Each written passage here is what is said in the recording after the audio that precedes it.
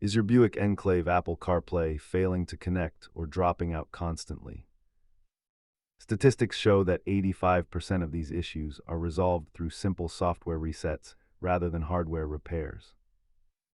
Let us walk through the diagnostic steps to get your infotainment system back on track. Start by clearing the phone profile from both your iPhone and the vehicle's infotainment system, then perform a hard reboot. If software resets fail, inspect your cable for physical damage or check the phone port for debris. Double-check that your iPhone settings allow CarPlay access while the screen is locked and that your software is up to date. Most cable and sync issues can be solved at home, but module failures require professional diagnostic tools. As you can see, the price jumps significantly if the internal USB hub or infotainment module needs replacement. Always test with a different phone and a high-quality cable to isolate the fault before checking the vehicle's fuse box.